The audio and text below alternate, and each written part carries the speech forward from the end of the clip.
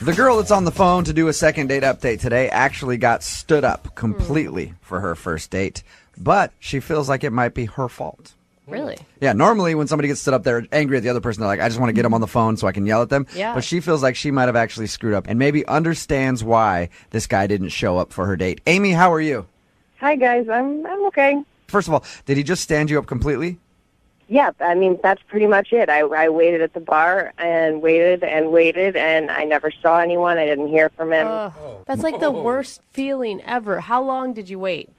Well, I was there for like 30 minutes when I started to wonder if I should maybe like text or call, and then right around 45 minutes, I'm kind of patient, I guess. Yeah. And I texted him and didn't hear anything back, and then I called him.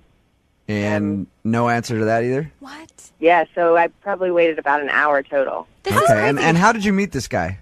I met him online. Okay, and how long had you been talking before you decided to meet up?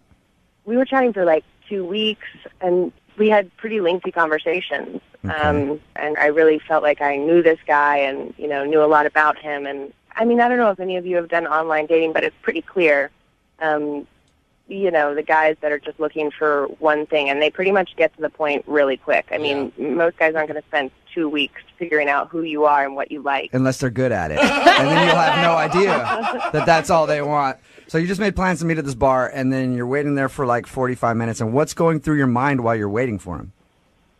Well, a lot of things. I know that he lives like 25 minutes away, so that was one of the things I thought, well, maybe he's stuck in traffic. So I gave it a little while. Because if he lived right down the street and he was 45 minutes late, you'd be like, all right, he's definitely standing me up. So you thought maybe it was a traffic issue? Yeah, so I texted him initially and just was like, is everything okay? And I didn't hear anything back. And so then I thought, well, maybe he's in an accident or something. And that's the kind of the point where you like start to not necessarily hope that he's in an accident, but like maybe not like a bad accident where he's injured, but I hope maybe he got like a little bit of an accident so that he's not standing me up. Right. So your email did say though that you feel like it might be your fault that he stood you up, and why is that? You never really actually explained it. Yeah. So I told like a tiny, tiny white lie on the dating profile. Okay. What was your white lie? I'm 32, and I said that I was 25.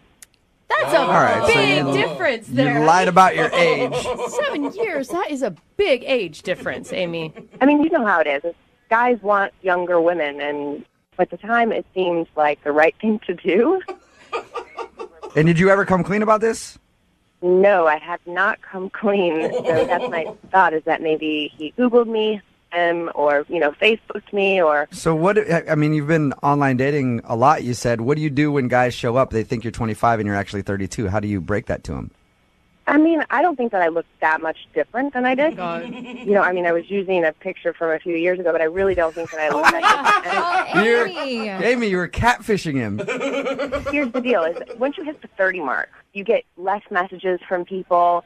People are just not as interested. And so, putting that I'm 25, I simply get more messages and more people are willing to look at me and then potentially... Amy, I know where you're coming from. Look, if I were to do online dating, all right, I never have, but if I were, my profile picture would be Mario Lopez. It's really similar. So I can understand where you're coming from. You want to make yourself seem a little more attractive. And this is the only thing that you can think of, is that maybe he found out your real age. Exactly. So are you wanting to call and apologize and see if you can make good with that?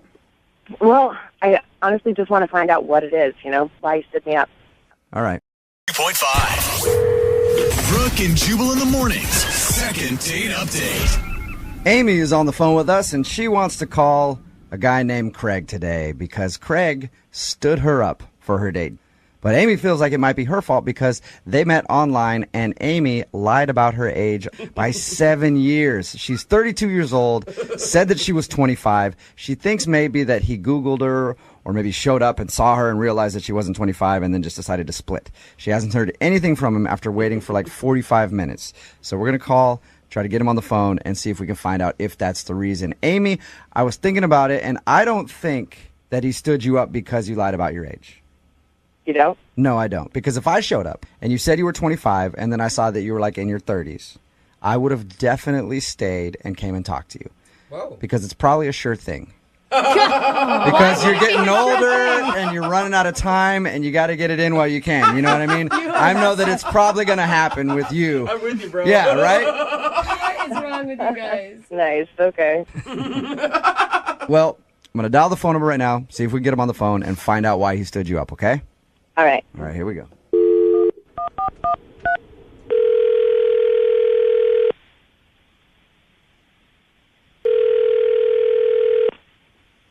Hello, Hi, can I speak to Craig, please? this is Craig. Hey, Craig, how are you? This is Jubal from Brooke and Jubal in the Morning. Who? Sorry.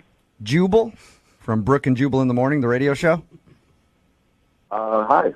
Hi, how are you? Fine. Sorry, why are you calling? I'm calling because you recently sort of went out on a date with a listener of ours, and they wanted us to get a hold of you. Oh. And I say sort of went out on a date because you never actually showed up to the date. You're talking about Amy? Yes, I am talking about Amy. She emailed us and told us that you guys have been talking online and made plans to meet up at a bar, and then you no-showed. I'm sorry, so she called you and wanted you to call me? Yep. Or, Yeah, because apparently you haven't answered any of her phone calls or texts or anything like that. okay, so she's upset about it? You know what? What? Well, we talked to her, and she's not really as upset as you think you would be if somebody made you wait at a bar for 45 minutes and didn't answer any text messages or phone calls from them. She just kind of wants to know why. It's really complicated, and it's not her fault. That's important for her to know. I should have texted her. Okay. Well, if it's not her fault, can you tell us what it is so that we can let her know? Because, I mean, you can imagine if you're in her shoes and you make plans to meet with somebody that you think is cool and then they don't show up, it upset you a little bit, even if you're not like outwardly upset at that person. I can imagine that. Yeah. Yeah, I could see how, yes. So could you do her that favor and let us know why you would stand her up? I mean, I had every intention of meeting her and going on a date as we planned, but I live in Puyallup, and I just couldn't go through with it. What? Because you live in Puyallup. Well, I mean, kind of. It's a long story, but basically a situation that just makes it very difficult. Are you embarrassed because you live in Puyallup? I'm more confused. You say you have a situation. I'd like to find out what that means, but I'm confused why you just mentioned the cities. Basically, I live in Puyallup, and I don't go into Seattle very much, ever. Okay? I mean, the last time I was there was probably 2 years ago. What? You know, and it's not that far away by distance, but for me, going into the city tends to stress me out, and the closer I got to Seattle, you know, kind of my fears were building and kind of started to overwhelm me. Wow. Is it the traffic? It's traffic, it's people, there's a lot of tall buildings, and that's basically a lot of movement, and I honestly don't know how you guys do it. Like, you walk down just a regular street in a city, and there's so many sounds, you don't know where they're coming from, like there's people everywhere, cars. Traffic alone is enough to just, like, freak me out. You know, there's people changing lanes, not even signaling, so many bad drivers. How do you guys even operate?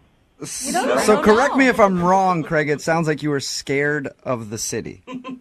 I'm not scared of it necessarily, but it just... He's petrified I'm not of it, scared of Jubal. it. Yeah, I'm just really, really frightened of it. He just breaks out into cold sweats, that's all. I don't have nightmares about it or anything. You know, like, it's not like a horror movie for me, but it's just a lot. I understand, and that's something that's hard to tell somebody before you've even had your first date. Yeah, I mean, like, what am I supposed to do? Text her and say, sorry, I'm scared of the big city. Just I'm a little country boy, and I can't possibly drive in with all those cars and people. Did you see that giant space needle they got up there? You know what, Craig? I meet a lot of people like you after my comedy shows when I do them, like in Puyallup and stuff like that. They talk about the city of Seattle like it's foreign, like they've never gone there, and they're just like, I can't even drive in there because the traffic scares me, and I hate going there. Anytime I invite friends from Tacoma, they're always like, "Oh, I hate coming to Seattle. Yeah. The traffic." I'm sorry, but he is playing such a victim role here when he's the one that stood this girl up, and you never even sent her a text. Like, you could have made up any other excuse in the world. You didn't even have to tell her the truth. I'm not a liar. I didn't want to lie to her and also get into something else where, you know, she didn't know the real truth. So I just figured it was easier to not, you know. All right. But I do have to let you know that Amy is actually on the other line and heard everything that you just said. Hi, Craig. Oh, my God. Oh, my gosh. So I really wasn't sure why you stood me up, but I really never would have guessed that it's because you were scared of. Yeah, I mean, why would you go to that? I know, and I mean, why didn't you just tell me? You know what I mean? I waited there, and then I spent this whole time wondering, what did I do to make you stand me up? Because I really liked you, and all you had to do was, you know, answer my text message or answer my phone call. I know. I just didn't know how to tell you. And yeah, Craig. I mean, listen, Craig. Amy is a 32-year-old woman. Okay, she can handle the news that you have trouble going to the city. Amy's 25. Oh, did I make a mistake there? Yeah, she's 25. Yeah. I mean, actually, she's 32. Really? Are we talking about this? So I guess you both have something that you kind of didn't tell each other, right? That's messed up. That is messed up. I figure now you both can come clean about everything. Are you really 32? Kinda. Kinda, sorta. Why didn't you tell me? Really, I just didn't think you were going to be attracted to me if I was 32, or you wouldn't have messaged me, or... Honestly, I thought you were a really mature 25-year-old. But I'm not. I have no problem with you being 32. It's a little weird that you lied to me, but I guess I kind of hid things from you, too. Yeah, and you made her wait at a bar for 45 minutes, Craig. True. So maybe give her a break on the age thing. Oh, my God. All right. Okay? Yeah. Craig, would you like a second date with Amy? I will pay for it. I don't know how it would work because I don't like to go to Seattle, and she probably doesn't want to come to me, and, you know, it's kind of one or the other. I mean, at least we could meet in the middle, maybe, you know, so I'm not always traveling, and maybe you could ride back with me sometime, and you'll be with me, and you'll be safe. Or You'll be safe from big, scary Seattle. You won't, oh, my God. You won't get robbed, Craig. Yeah. So what do you think? Can you guys find a way to make this crazy long-distance relationship of yours work? Long distance. Craig, have you ever been to the metropolis called Renton? Yes. Yes, you have. Okay, so you know where that is. What if we have you guys meet there?